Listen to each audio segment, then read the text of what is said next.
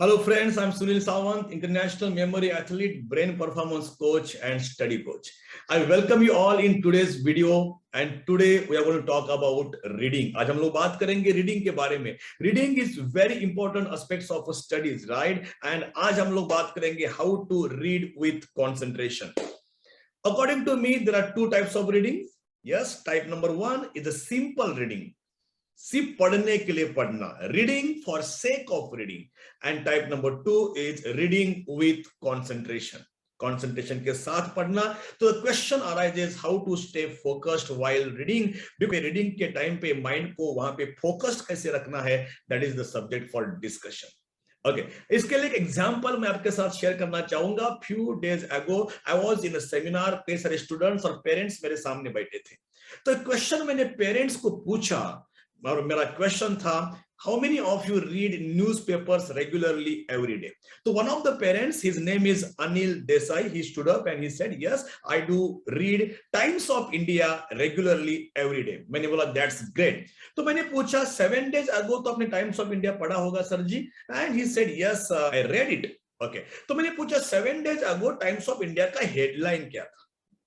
Oh, headline. मैंने कुछ detail में अंदर का न्यूज नहीं पूछा है. I just asked headline and there is like no Sawant sir, I can't recall it. मैंने बोला forget about 7 days ago. Okay, 2 days ago का, 2 दिन पहले का टाइम्स ऑफ इंडिया का हेडलाइन क्या था? Is like I am extremely sorry sir, I can't recall it. मैंने बोला फॉरगेट अबाउट 2 days ago, आज का टाइम्स ऑफ इंडिया का हेडलाइन क्या था? And he can not answer that too. Now he read the newspaper, he read the entire newspaper, which is reading type number 1, simple reading, पढ़ने के लिए पढ़ना. Now suppose friends you are reading Times of India, okay, and as you are reading Times of India, suppose you receive call from one of your friends और आपके friend ने आपको बोला कि आपका नाम टाइम्स ऑफ इंडिया में print होके आया है. And you became very happy, my name is printed, very good. And आप पूछना ही चाहते थे कि कहां पे आया है, कौन से पेज पे आया है. Then what happened, the call got disconnected.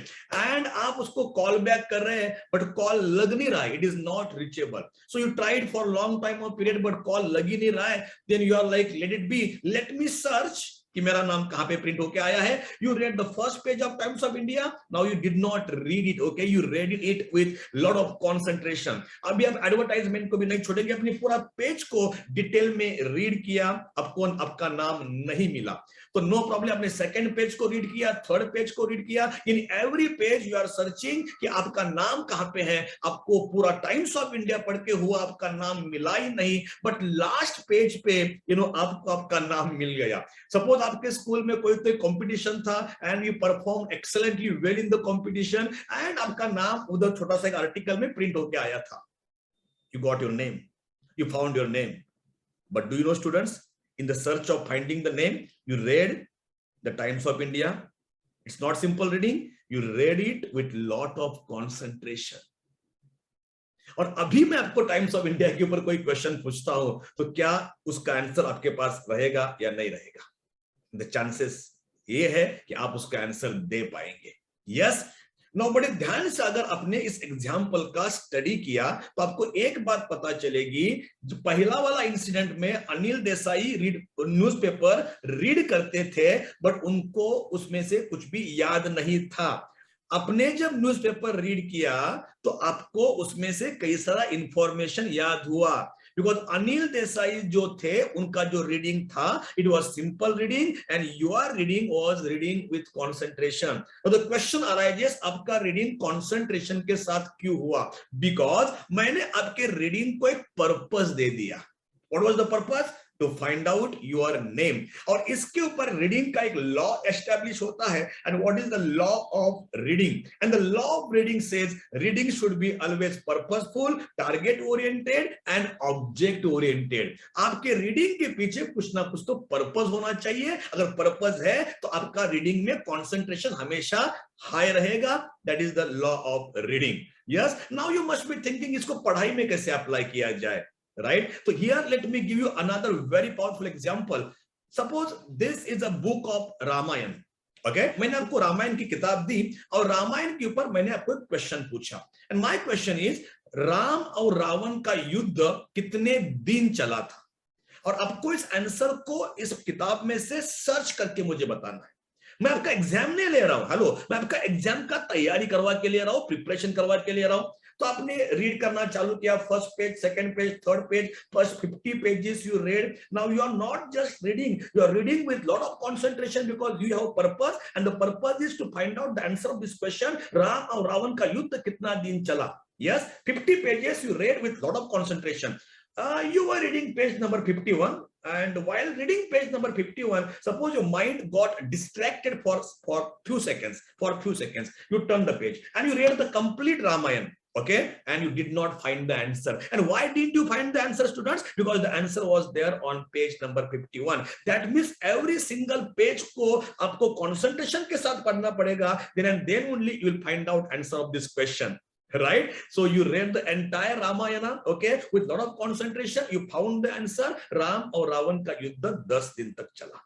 तो मैंने आपको इमीडिएटली रामायण के ऊपर दूसरा क्वेश्चन पूछा. अभी आपको थोड़ा सा क्लैरिटी आ चुका होगा कि इस क्वेश्चन का आंसर लास्ट के जो 20 पेजेस है वहां पे आपको मिलेगा. तो आपने लास्ट के 20 पेजेस को वापस पढ़ा नहीं, कॉन्सेंट्रेशन से पढ़ा और आपको वहां पे उसका आंसर मिला. I ask you question number 3. अभी आपको थोड़ा सा आइडिया आ चुका होगा कि ये क्वेश्चन का आंसर है ना, बीच में पेज नंबर 80 से पेज नंबर 110 तक इसमें आंसर इसका रहेगा. तो वो जो 30 पेजेस थे वापस आपने पढ़े नहीं, कॉन्सेंट्रेशन के साथ पढ़े और आपने उसका आंसर को फाइंड आउट किया. I ask you fourth question. उसके लिए आपने अगेन फ्यू पेजेस पढ़े नहीं, कॉन्सेंट्रेशन से पढ़े, अपने क्वेश्चन नंबर 4 का आंसर फाइंड आउट किया. Like that I ask you question number 5, question number 10, 15, 19, 20. Question number 20 जब आपको पूछता हूं उसके लिए वो पेजेस अपने वापस पढ़े नहीं, कॉन्सेंट्रेशन से पढ़े. लेकिन what will happen? But what will happen now? Listen, if I ask you question number 21, I guarantee you students, आपको रामायण पढ़ने की जरूरत नहीं है. वो आंसर आप आपके मेमोरी से दे सकते हैं, बिकॉज 20 क्वेश्चंस का आंसर को फाइंड आउट करने के प्रोसेस में अपने 20 टाइम्स रामायण को पढ़ा नहीं, कॉन्सेंट्रेशन के साथ पढ़ा है. बिकॉज आपके पढ़ने के पीछे मैंने एक पर्पस दिया था, and the purpose was to find out the answer of that particular question. Right? तो reading should be purposeful, target oriented and object oriented. So आज के बाद स्टूडेंट्स, आप जब आपका किताब पढ़ रहे हैं, कोई भी लेसन सिर्फ पढ़ने के लिए मत पढ़ो. Don't go for simple reading. Okay, पहला उस लेसन में से कोई क्वेश्चन को पिकअप कर लो. Pickup the question first and now try to search the answer, try to find out the answer of that question. And वो इंटेंशन के साथ, तो पर्पस के साथ अगर आप रीड करेंगे तो आपका कॉन्सेंट्रेशन मैक्सिमम रहेगा, हाई रहेगा. Pick up the second question and read the lesson to find out answer of that question. Pick up the 5th question and read the lesson to find out answer of that question. Like that, suppose you picked up 9 questions and 9 times you read the lesson. 9 times आपने सिर्फ lesson को read नहीं किया, 9 times आपने lesson को concentration के साथ read किया. But let me tell you, you pick up the question number 10 and you don't have to read the lesson now. और क्वेश्चन नंबर 10 का आंसर आप आपके मेमोरी से दे सकते हैं. राइट? बिकॉज एक सिंपल रूल को, simple at very powerful, yes, rule को अपने अप्लाई किया. And this is the law of reading, and the law says reading should be purposeful, target oriented and object oriented. So please apply this method today onwards in your studies, and you will find a huge difference in your ability to memorize, in your ability to store the information. It's just a small trick, but it has a huge advantage. So thank you very much, students. I hope this method, this small trick will definitely help you to score more in your upcoming examination. Thank you very much. Enjoy your studies and happy learning.